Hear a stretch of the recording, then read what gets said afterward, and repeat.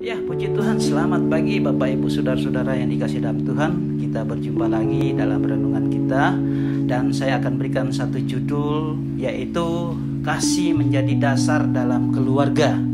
Dan di atas semuanya itu, kenakanlah kasih sebagai pengikat yang mempersatukan dan yang menyempurnakan. Baca dalam Kolose 3 ayat yang ke-14.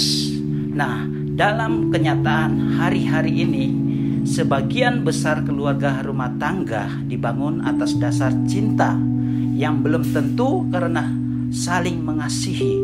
Cinta bisa hadir karena saling tertarik dan mengagumi hal-hal jasmani dari lawan jenis yang untuk sesaat terasa dapat memuaskan perasaan dan emosi. Alkitab menekankan kasih bukan cinta. Alkitab mengidentikan cinta dengan hal-hal duniawi yang cenderung negatif, seperti cinta akan uang. Saudara bisa baca dalam Pengkhotbah 5 ayat yang ke-10. Cinta diri sendiri, 2 Timotius 3 ayat yang kedua. Mencintai dunia ini, Yohanes 12 ayat yang ke-25, 2 Timotius 4 ayat yang ke-10. Sementara Alkitab menggunakan kasih untuk hal-hal yang berhubungan dengan sesuatu yang berasal dari Allah. Dalam praktek kehidupan sehari-hari, cinta dan kasih memiliki perbedaan yang sangat jauh. Kasih itu melayani, memberi, dan berkorban. Sementara cinta itu cenderung menuntut. Cinta adalah apa yang Anda rasakan terhadap orang lain. Sementara kasih adalah sesuatu orang lain terima dari dan rasakan dari saudara. Bapak Ibu Saudara-saudara, orang yang mencintai belum tentu mengasihi. Tetapi orang yang mengasihi pastilah sanggup mencintai secara tulus. Kasih memiliki kuasa untuk mengikat, mempersatukan, dan menyempurnakan. Dalam Kolose 3 yang sudah kita baca tadi ayat yang ke-14. Saudara-saudara, keluarga yang dibangun di atas dasar kasih yang tulus membuat kita saling terikat secara rohani, semakin bersatu menuju kesempurnaan. Apapun yang kita lakukan, jika tidak didasarkan atas kasih, tidak akan ada manfaatnya. Dalam 1 Korintus 13 ayat yang ke-3.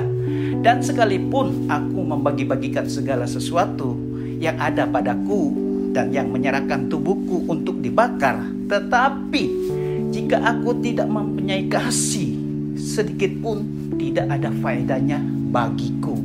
Amsal 15 ayat yang ke-17 itu juga dikatakan, lebih baik sepiring sayur dengan kasih daripada lembu tambun dengan kebencian. Artinya saudara-saudara, kasihlah yang memberikan nilai dan makna segala sesuatu yang kita lakukan.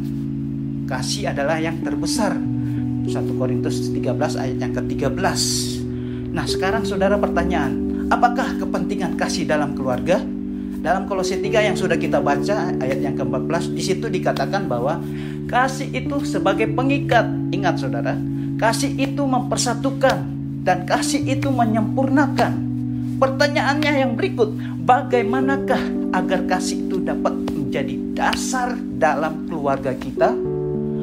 Pastikan masing-masing anggota keluarga telah menerima kasih yang dari Allah. Kolose 3 ayat yang ke-15 itu. Pastikan bahwa keluarga dibangun di atas firman Allah. Matius 7 ayat 24 sampai 25. Pastikan masing-masing anggota keluarga telah mengalami dan menerima pengampunan dari Allah. Kolose 3 ayat yang ke-13. Nah, Bapak Ibu Saudara-saudara, kasih daripada Allah akan memimpin kita menuju kesempurnaan.